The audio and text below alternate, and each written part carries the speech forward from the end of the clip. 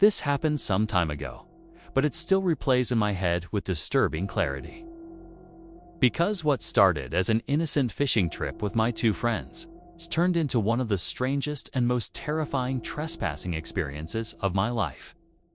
The friends I was with, I'll call John and Anthony, and on that day, we decided to wander deep into the woods near some farmland, carrying our rods and tackle, just enjoying the outdoors until an angry farmer and his dog spotted us chasing us down while yelling threats and calling the police. And although we managed to hide for a little while, his dog eventually sniffed us out, forcing us to run again while the farmer kept shouting into his phone, which we assumed was just him calling the cops, though later we realized he was actually talking to someone else entirely. At first we thought the whole situation was funny, laughing nervously about being caught by a farmer. But for reasons I still can't fully explain, we decided it would be a good idea to return the very next day, sneaking back onto the massive property just before dark. And even though we had scoped the place out on Google Maps, the sheer size of it, acres upon acres of farmland and dense woods, made it easy to get lost. As we wandered deeper, I kept reminding myself that we should leave before the sun went down. But my nerves were calmed by the sight of horses grazing peacefully, which felt a little strange because the property had only horses and no other animals, unlike my uncle's farm, which had cows, chickens, pigs, and all sorts of things. But I brushed it off, thinking maybe the farmer specialized in raising horses. We hiked along until John led us to a spot where a rundown old house stood, surrounded by multiple broken-down cars, an RV, and even a shed that looked like it was ready to collapse. And as we got closer, we were shocked to find luxury vehicles, Forries, Bentleys, Porsches, Range Rovers, Corvettes, even Raptors lined up like trophies, though some of them were clearly stolen or stripped for parts. The deeper we went, the more certain we became that we had stumbled onto some kind of criminal operation. Maybe a car theft ring, because the number of expensive vehicles hidden here was unreal. And while Anthony kept watch, John insisted on exploring the RV, squeezing inside with me, holding the door for him, only to discover evidence that someone was definitely living there, like fresh food, bedding, fishing rods, and other belongings, making us realize we were trespassing on someone's actual home. Creeped out, we left the RV quickly and wandered to the back of the property where more cars were hidden, along with side-by-sides that seemed to be used for moving around the huge land. And then we entered the rotting shed where a horrible stench hit us. Something so foul and sickly sweet that we half joked it might be a body, even though deep down, none of us really wanted to believe it. Just then, we heard the main gate creak open and slam shut in the distance, maybe 1,000 feet away, and a van pulled onto the property, its headlights cutting through the approaching dusk.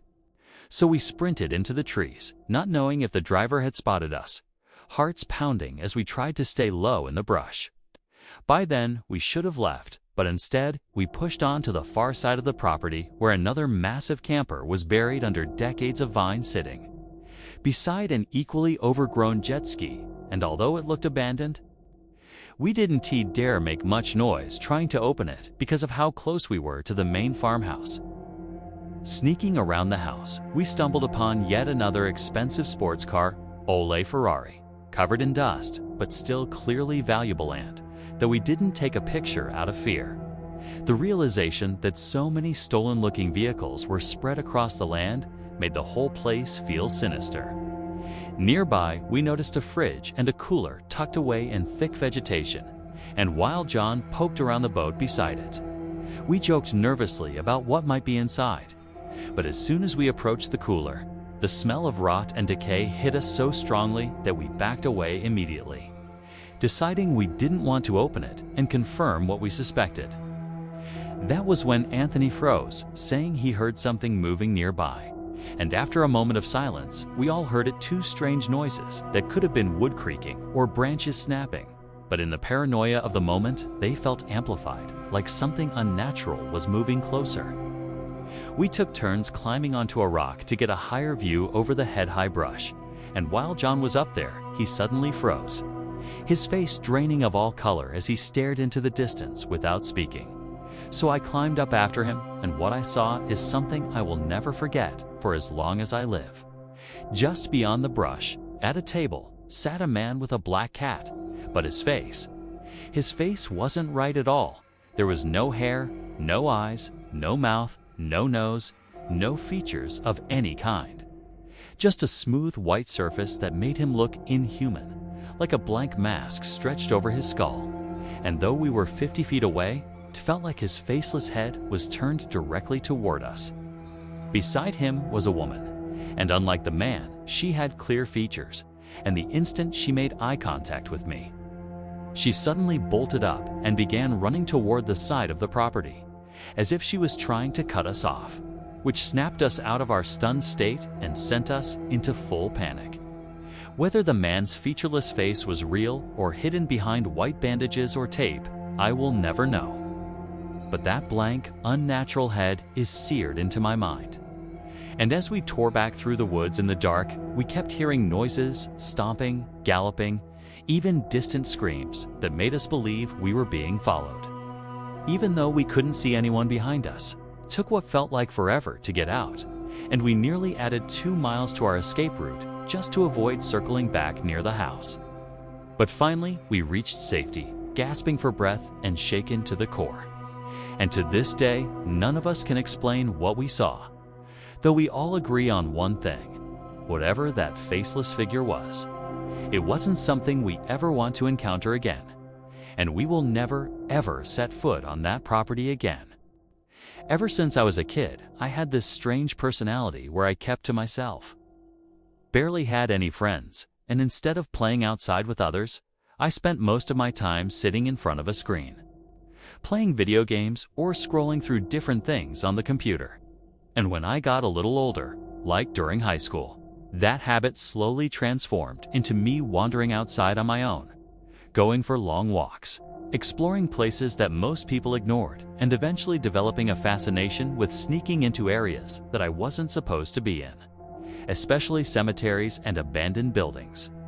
At first, it started harmless enough, just me slipping into cemeteries at night to walk through the rows of stones, while the air felt thick and silent.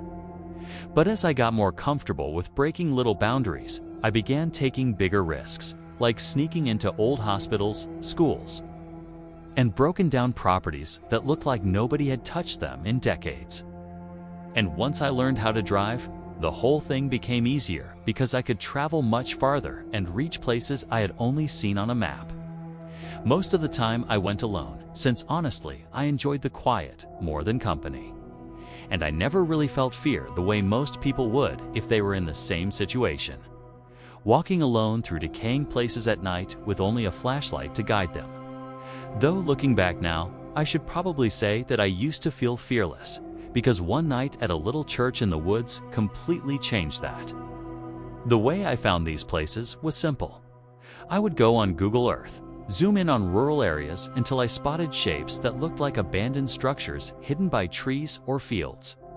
And then I'd write down a list of 5 or 10 and try to hit them all in one day, sometimes being disappointed when the buildings turned out to be lived in, but most of the time being rewarded with something forgotten and eerie. And one day, my list led me to a church in the middle of nowhere. I had to park on an old dirt road and walk about 10 minutes through the woods to get there, pushing through bushes in my jeans and boots, until I noticed rusted garbage cans and broken junk scattered around, which hinted that I was getting close. And soon enough, I stepped into a clearing where this small, collapsing church sat like some relic of the past, leaning against time itself, with an old stone well directly in front of it. Curiosity got the best of me, so before going inside, I peered into the well, expecting it to be sealed off like most of them usually are. But surprisingly, it was still open, and when I leaned over the edge to look, all I saw was an endless pit of blackness, so deep I couldn't see anything at all. Though when I stopped to listen, a strange faint clicking echoed up from below. Rhythmic, one click every 2 seconds, nothing like water dripping. More like a stick knocking against stone, and for reasons I still don't understand. I stood there, entranced, staring down for far too long, like the sound had hypnotized me.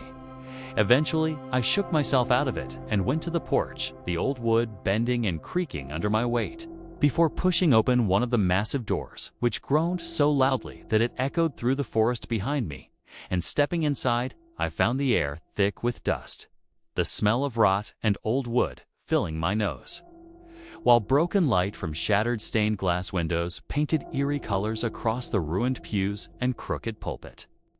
I swept my flashlight across the place, taking a few photos with my camera as usual, appreciating the tragic beauty of decay, before I noticed the arched doorway at the back, which led into a hallway, and walking through it, I found rooms with splintered doors and walls covered in cobwebs, until my light landed on a stairway that went down into the basement, which for me had always been the most exciting part of these explorations. Yet this time, for the first time in years of doing this, I felt a real chill when I looked at those stairs. The kind that makes the hairs on your arms stand straight up. But I forced myself forward, slowly descending until the 7th step cracked beneath my boot and broke, apart, sending me crashing painfully onto the dirt and junk at the bottom, cursing under my breath, while I scrambled to grab my flashlight that had flown out of my hand. That's when I heard it. A voice high-pitched and strange, maybe a woman or maybe a child, whispering incomprehensible words except for one that was crystal clear. "Hello?" And my blood ran cold as I spun my light around the basement to find nothing but broken furniture, stone walls, and then, disturbingly, a rough tunnel dug directly into the earth, the voice echoing faintly from deep inside.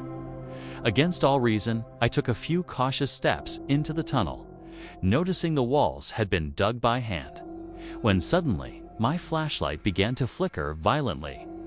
And just as I banged it against my palm to bring it back to life, the gibberish voice grew louder, then abruptly stopped, replaced by that same clicking sound from the well, steady and echoing through the darkness, getting closer, and at that point, my fear finally overwhelmed my curiosity.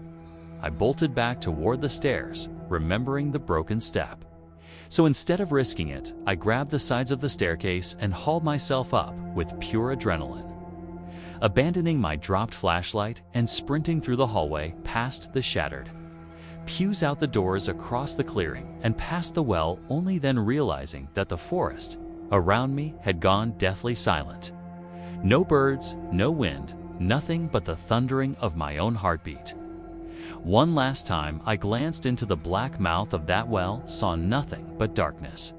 And then I tore through the woods faster than I thought possible, stumbling back to my car, breathless, starting the engine with shaking hands and driving away without saying a word. The radio silent, the whole ride home filled with nothing but my racing thoughts about what the hell I had just experienced. Back when I was around 16 years old, my friends Josh and Miles and I were constantly looking for things to do.